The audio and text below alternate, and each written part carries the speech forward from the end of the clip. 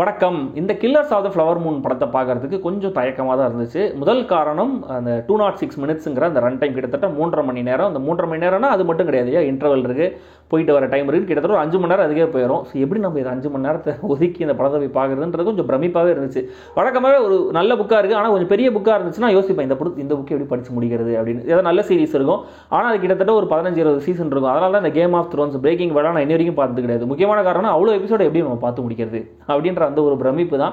So அதே பிரமிப்பு தான். But ஒரு வழியாக இந்த படத்தை போய் பார்த்துட்டு வந்தாச்சு. இதில் பார்த்தீங்கன்னா பிரெண்டன் ஃப்ரேசர், அதாவது ஆஸ்கர் அவார்டு வாங்கினார் இல்லையா போன வருஷம், அவர்லாம் சும்மா அப்படியே ஒரு கெஸ்ட் ரோல் மாதிரி வந்து தலை காமிச்சிட்டு போயிருக்காரு. மேபி அது மார்டின் ஸ்கார்செஸி அப்படின்ற காரணத்தினால இருக்கலாம். இந்த ரிவ்யூவே பார்க்காம இந்த படத்தை பார்க்கலாமா வேணாமான்னு முதலே கேட்டிங்கன்னா, படம் வந்து 3.5 மணி நேரம் ஓடினாலும் முதல்ல போர் அடிக்கல அப்படிங்கிறது தான் என்னுடைய ஃபர்ஸ்ட் பாயிண்ட்டு. ஸோ மற்ற விஷயங்கள் எது நல்லா இருக்கு நல்லா இல்லை அப்படிங்கிறத நான் ரிவ்யூவில் சொல்கிறேன். ஸோ இது போதும் எனக்கு அப்படின்றவங்களுக்காக இந்த விஷயம். ஓகே, இந்த ரிவ்யூ ஸ்டார்ட் பண்ணுறதுக்கு முன்னாடி நான் எப்பயும் கேட்குற விஷயம் தான், சப்ஸ்கிரைப் பண்ணாதவங்க சப்ஸ்கிரைப் பண்ணுங்கள், வீடியோ கீழே கமெண்ட் பண்ணுங்கள், லைக் பண்ணுங்கள், வீடியோவை ஷேர் பண்ணுங்கள்.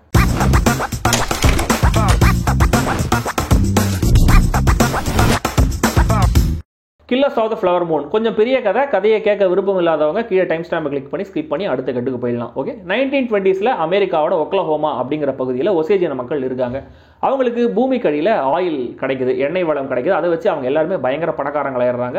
ஸோ அந்த இடத்துல பயங்கரமாக பணம் புரள ஆரம்பிக்குது. ஸோ இவங்களுடைய சொத்துக்கு ஆசைப்பட்டு, ஒசேஜ் இன பெண்களுடைய சொத்துக்கு ஆசைப்பட்டு நிறைய வெள்ளை இன ஆண்கள், இந்த ஒயிட் மென்ங்கிற எப்படி சொல்கிறது, வெள்ளை இன ஆண்கள் அந்த ஊருக்கு வந்து அவங்கள கல்யாணம் பண்ணிக்கிறாங்க. கல்யாணம் பண்ணிட்டு அதில் ஒரு சில பேர் என்ன பண்ணுறாங்க, சொத்து கைக்கு வந்ததுக்கப்புறம் அந்த பெண்களை கொலை பண்ணுற அளவுக்கு பல கிரைம்லலாம் ஈடுபடுறாங்க. அதே பகுதியில் அந்த ஓசேஜ் இன மக்களோட நெருக்கமாக ஃப்ரெண்ட்லியாக இருக்காரு ராபர்ட் டினீரோ. வெளியில் அவர் ஃப்ரெண்ட்ஷிப்பாக காமிச்சிக்கிட்டாலுமே கூட உள்ளுக்குள்ளே அவரும் கொஞ்சம் கண்டிங்கான ஆள் தான். 80s தமிழ் படங்களில் வர பண்ணையார் கேரக்டர் மாதிரி தான். அவருக்கும் அவங்க சொத்து மேலே ஒரு கண்ணு இருக்குது. அந்த சொத்து கைக்கு வரதுக்கு அவர் என்ன வேணா பண்ணுவார். ஸோ லியோனார்டோ டிகாப்ரியோ தன்னுடைய அங்கிளான ராபர்ட் டினீரோட தங்கறதுக்கு அதே ஒக்லஹோமாவுக்கு வராரு. ராபர்ட் டினீரோ ஆர்மியில் இருந்தவர். ஆர்மியில் இது மாதிரி குக்கிங் பண்ணிட்டு இருந்தேன் அப்படிங்கிற மாதிரி சொல்கிறாரு. அவரும் தன்னுடைய ஃப்ரெண்ட்ஸோட சேர்ந்து சின்ன சின்னதாக அங்கே திருட்டு சம்பவங்கள்லாம் ஈடுபட்டாலுமே கூட கொலை பண்ணுற அளவுக்கு அவர் கெட்டவனும் கிடையாது, புத்திசாலியும் கிடையாது. அந்த ஊருக்கு வந்து டிகாப்ரியோ செட்டில் ஆனதுக்கப்புறம் ஓசேஜ் இனத்தை சேர்ந்த மாலி அப்படிங்கிற பொண்ணை பார்த்து லவ் பண்ணுறாரு. அவங்க 2 பேரும் கல்யாணம் பண்ணிக்கலாம்னு முடிவு பண்ணுறாங்க. ராபர்ட் டினீரோ சரியான சான்ஸ் அப்படின்ற மாதிரி ஸ்பெல் பண்ணுறாரு.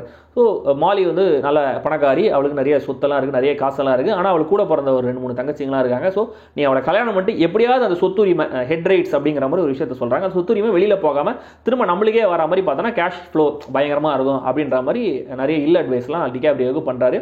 டிகாப்ரியோ அந்த அட்வைஸ் எல்லாம் கேட்டு நிறைய விஷயங்கள் இம்ப்ளிமெண்ட் பண்ண ஆரம்பிக்கிறாரு. ஸோ இந்த அட்வைஸ் எல்லாம் கேட்டதுக்கப்புறம் டிகாப்ரியோடைய வாழ்க்கை எப்படி சிக்கி சின்ன பின்னமாச்சு, மாலியோடைய வாழ்க்கை எப்படி பாதிக்கப்பட்டுச்சு, ராபர்ட் டினீரோ மாதிரியான ஆட்களால் ஓசேஜ் இன மக்கள் எப்படியெல்லாம் பாதிக்கப்பட்டாங்க, மாலியோட ஃபேமிலி இந்த பிரச்சனையெல்லாம் எப்படி ஃபேஸ் பண்ணாங்க, இதெல்லாம் தான் killers of the flower Moon.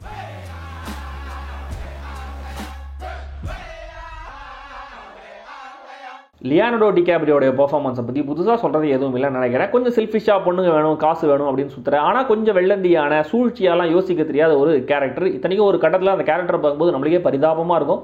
Hero அப்படின்னே சொல்ல முடியாது, அப்படி ஒரு பெர்ஃபார்மன்ஸ் கொடுத்துருக்காரு. டிகாப்ரியோ எங்கேயுமே தெரில, பல்லையெல்லாம் கரையாக்கிக்கிட்டு ஒரு மாதிரி தலையெல்லாம் ஹேர் ஸ்டைலாம் ஒரு முடியெல்லாம் மேலே ஏற்றிக்கிட்டு அந்த ஏர்னஸ்ட்டுங்கிற கேரக்டராகவே இருக்காரு. ஆனால் அந்த ஏர்னஸ்ட்டுங்கிற கேரக்டர் பேருக்கும் அவர் பண்ணுற வேலைக்கும் சுத்தமாக எந்த சம்மந்தமும் கிடையாது. கன்னிங்கான ஒரு நெகட்டிவ் கேரக்டரில் ராபர்ட் டினீரோ, முன்னாடியே சொன்னாலே அந்த பண்ணையார் கேரக்டர்லாம் இருப்பாங்க தமிழ் சினிமா, அந்த மாதிரியான ஒரு வெள்ளக்கார பண்ணையார் கேரக்டர்ல மிரட்டி இருக்காரு. கடைசி வரைக்கும் நான் தப்பு பண்ணேன்னு ஒத்துக்காத பயங்கரமான ஒரு வில்லத்தனத்தை பண்ணியிருக்காரு. நம்மளுக்கே பயங்கரமா காண்டாகுது அந்த கேரக்டர் பார்க்கும்போது. அந்த அளவுக்கு ஒரு இம்பாக்ட்ஃபுல்லான பெர்ஃபார்மன்ஸை கொடுத்துருக்காரு. ஆனா டிகாப்ரியோ டினீரோ 2 பக்கம் 2 பெர்ஃபார்மன்ஸ் இருந்தாலும் இவங்க மத்தியிலும் பயங்கரமா ஸ்கோர் பண்ணியிருக்கிறது மாலி கேரக்டர்ல நடிச்சிருக்கிற லில்லி கிளாட்ஸ்டோன் தான். நிஜத்திலேயே இவங்க ஒரு ட்ரைபல் இனத்தை சேர்ந்தவங்க தான். அதனாலேயே என்னமோ அந்த கேரக்டர் பயங்கரமா இன்டர்னலைஸ் பண்ணி நடிச்ச மாதிரியே இருந்துச்சு. ஒரு வலியோட சிரிக்கிறதா இருக்கட்டும், பெரிய பிரச்சனையில கூட ரொம்ப பெருசாலாம் ரியாக்ட் பண்ணாம செட்டிலாவே மெயின்டைன் பண்றதா இருக்கட்டும். டுவர்ட்ஸ் தி எண்ட் டிகாப்ரியோ கிட்ட அவங்க கேள்வி கேட்குற மாதிரி ஒரு சீன் இருக்கும். அந்த சீனில் அவங்க கொடுக்குற அந்த லுக்காக இருக்கட்டும், பயங்கர ஒரு ப்ரொஃபவுண்டான பர்ஃபார்மன்ஸை கொடுத்துருக்காங்க. ஆக்சுவலாக இந்த சீனில் டிகாப்ரியோட நடிப்பு கூட செம்மையாக தான் இருந்துச்சு. இந்த இன்வெஸ்டிகேட்டிவ் ஆஃபீஸர் ரோலில் வர ஜெஸ்ஸி பிளேமோன்ஸ் பர்ஃபெக்டாக இருக்காரு. ராட்ரிகோ பிரீட்டோடைய சினிமாட்டோகிராஃபி நம்மளை அந்த கம்யூனிட்டிக்குள்ளேயே டிரான்ஸ்ஃபார்ம் பண்ணி கொண்டு போகுது. அவங்களுடைய கல்ச்சரை காமிக்கிற அந்த லைவான காட்சிகள், சில லென்த்தியான ஷார்ட்ஸ், ட்ராஜடியை காமிக்கிற அந்த ஃப்ரேம்ஸ்லாம் ஒரு சிலர் மட்டுமே இருப்பாங்க. அந்த மாதிரியான காட்சிகள், இந்த விஷுவல்ஸ் எல்லாமே ரொம்ப இன்டென்ஸான ஃபீலை கொடுக்குது. திடீர்னு சட்டுன்னு வர அந்த கொலை பண்ற காட்சிகள் கண்டிப்பா டிஸ்டர்பிங்கா இருக்கு. ஆடியன்ஸுக்கு ஒரு இம்மர்சிவான ஃபீலை கொடுக்க ப்ரொடக்ஷன் டிசைன், காஸ்டியூம்ஸ், மேக்கப், இசை எல்லாருமே நுணுக்கமான டீடைல்டான ஒரு ஒர்க்கை கொடுத்துருக்காங்க. லேட் ராபி ராபர்ட்ஸனுடைய இசை சில இடங்கள்ல காட்சியில் இருக்கிற அந்த டிராமாவை ஆம்ப் அப் பண்ணுது. சில இடங்கள்ல இருக்கிற இடமே தெரியாம இருக்கு, ஆனா நல்லாவே இருக்கு. ரொம்ப சிம்பிளான கதை தான். இந்த கதையை கூட விடுங்களேன், உலக அளவுலயே பவர்ல இருக்கிறவங்க பேராசை பிடிச்சவங்க இன்னசென்ட் மக்களை எக்ஸ்ப்ளாய்ட் பண்றாங்க அப்படிங்கறது விஷயம் எல்லாருக்குமே அப்பீல் ஆகிற ஒரு விஷயம் தான். ஸோ ஒரு வகையில் இந்த கதை கொஞ்சம் ப்ரெடிக்டபிளாகவும் போகுது. ஆனால் ஏ லிஸ்ட் ஆஃப் ஆக்டர்ஸ் அவங்களுடைய பிசுறு இல்லாத பெர்ஃபார்மன்சஸ் மாஸ்டர்ஃபுல் மேக்கிங் மூலமாக இந்த படத்தை சுவாரஸ்யப்படுத்தியிருக்காரு ஹாலிவுட்டுடைய மூத்த ஜீனியஸ் இயக்குநர்களில் ஒருத்தரான மார்ட்டின் ஸ்கார்செஸி. ஒரு ரிச்சுவலை காமிச்சு இந்த படத்துடைய நரேஷனை ஆரம்பிக்கிறாங்க. அதுக்கப்புறம் ஒரு வாய்ஸ் ஓவர் வருது. அதுக்கப்புறம் நான் லீனியரில் சில விஷயங்கள் நம்மளுக்கு சொல்கிறாங்க. அதுக்கப்புறம் சின்ன நியூஸ் ரீல் மாதிரி சில விஷயங்கள் நம்மளுக்கு சொல்கிறாங்க. திடீர்னு ஒரு கமெண்ட்ரி மாதிரி டக்குன்னு இன்சர்ட்ஸாக சில காட்சிகள் வந்துட்டு போகுது.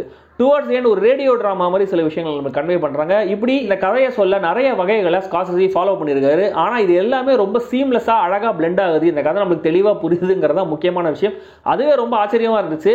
ஆனால் இதுதான் அவருக்கு இந்த கிராஃப்ட் மேலே இருக்கிற கமெண்ட்டை காமிக்குது இல்லையா. நிஜமாக நடந்த சம்பவங்கள் அதில் சம்பந்தப்பட்ட நிஜமான கேரக்டர்ஸை வச்சு டீட்டெயிலாக ஒரு பதிவை நம்மளுக்கு கொடுத்துருக்காங்க. இதில் ஓசை சின்ன மக்களுடைய கலாச்சாரத்தை காமிக்கிற காட்சிகளில் டாக்குமெண்ட்ரி மாதிரி, நிஜ கேரக்டர்ஸ் எல்லாம் உள்ள வரும்போது ஒரு டாக்கு டிராமா மாதிரி, அண்ட் இந்த கொலை விசாரணை காட்சிகள்லாம் ஒரு த்ரில்லர் படம் பார்க்குற மாதிரி, அண்ட் டிகாப்ரியோட கேரக்டர் மட்டும் வச்சு பார்க்கும்போது ஒரு கேரக்டர் ஸ்டடி டிராமா மாதிரின்னு பல தளங்களில் இந்த படம் ஒர்க் ஆகுது, டிராவல் ஆகுது. அண்ட் டுவர்ட்ஸ் எண்ட் வர அந்த ரேடியோ டிராமா டெக்னிக் செம்ம ஸ்மார்ட். எஸ், கண்டிப்பாக இது உலகத்துக்கு சொல்லப்பட வேண்டிய கதை தான். 3.5 மணி நேரம் ஓடினாலும் பெருசாக எங்கேயும் போர் அடிக்காம தான் ஓடுது. நிறைய முக்கியமான விஷயங்கள்லாம் சொல்லியிருக்காங்க. எல்லாமே ஓகே தான். ஆனால் எதுக்கு இந்த 3.5 மணி நேரம் அப்படிங்கிறது தான் எனக்கு வர முதல் கேள்வி. இந்த பிக்கர் பிக்சரை பார்க்கும்போது பெருசாக பர்பஸ் சர்வ் பண்ணாத நிறைய காட்சிகள் படத்தில் இருக்கு. அதெல்லாம் கண்டிப்பாக தூக்கி இருந்தாலே இந்த படத்துடைய ரன் டைம் கம்மியாக இருக்கும். அண்ட் ஒரு பாயிண்ட்டுக்கு மேலே விஷயங்கள் கொஞ்சம் ரிப்பீட் ஆகிற மாதிரி, ஒரே விஷயமே திரும்ப திரும்ப நம்மளுக்கு ரீஇன்ஃபோர்ஸ் பண்ணி சொல்ற மாதிரியே ஃபீல் ஆகுது. கதை கொஞ்சம் ப்ரெடிக்டபிளாவே போறதுனால வாவ் ஃபேக்டர்னு பெருசா எதுவும் இல்லை. டிகாப்ரியோ கேரக்டரை போலீஸ் பிடிச்சதுக்கு அப்புறம் லைட்டா அந்த கேரக்டர் மேல ஒரு எம்பத்தி ஒன்று வர ஆரம்பிக்குது. ஆஹா, இந்த கேரக்டர் என்ன ஆகுமோ, இந்த கேரக்டர் என்ன பேசுமோ, என்ன டிசைட் பண்ணுமோ, இதனால் சுற்றி இருக்கவங்களாம் என்ன ஆகுமோன்ற மாதிரி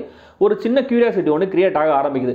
ஆனால் பொதுவாகவே இந்த கதையில் நம்ம யாரை ஃபாலோ பண்ணுறது, யாரோட பாயிண்ட் ஆஃப் வியூவில் சொல்லப்படுற கதை இது, எதை பதிவு பண்ணுறாங்க அப்படிங்கிற குழப்பம் லைட்டாக இருக்க தான் செய்யுது. ஓசை ஜன மக்கள் விக்டிம்ஸ் அப்படிங்கிறதுனால நேச்சுரலி மாலி கேரக்டருக்கு தான் நம்ம ரூட் பண்ணுறோம். அந்த கேரக்டர் எதுவும் ஆகக்கூடாதுன்ற மாதிரி சில காட்சிகள் இருக்கும். ஆனால் பெரும்பாலான கதை டிகாப்ரியோட கேரக்டர் பாயிண்ட் ஆஃப் வியூவில் தான் நம்மளுக்கு சொல்லப்பட்டிருக்கு.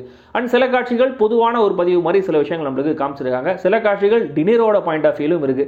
ஸோ இந்த மாதிரியான விஷயங்களால கொஞ்சம் அன்செட்லிங்காகவே ஃபீல் ஆகுது. மொத்தத்தில் இந்த Killers of the Flower Moon ஒரு நல்ல சினிமேட்டிக் எக்ஸ்பீரியன்ஸ். சமீபத்தில் வந்து ஆப்பன்ஹைமர் படத்தோட இந்த படத்தை நம்ம கம்பேர் பண்ணலாம்னு நினைக்கிறேன். அது ரெண்டு படமும் கொடுக்குற ஃபீலுக்கு.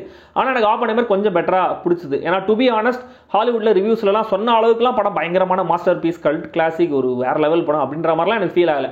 கண்டிப்பாக நல்ல படம் தான், அதில் எந்த சந்தேகமும் இல்லை. ஆனால் ஆகோன்ற மாதிரி எனக்கு பெருசாக ஃபீல் ஆகலை, அவ்வளோதான். ஸோ ஒரு நல்ல படத்தை பார்க்கணும்னு நினைக்கிறவங்க, டயலாக் ஓரியன்ட் சீரியஸான படங்கள் பிடிக்கும்னு சொல்கிறவங்க கண்டிப்பாக இந்த படத்தை தியேட்டரில் போய் பார்க்கலாம். நான் பார்த்த இங்கிலீஷ் ஐமேக்ஸ் வெர்ஷனுக்கு சப்டைட்டில்ஸ் இருந்துச்சு.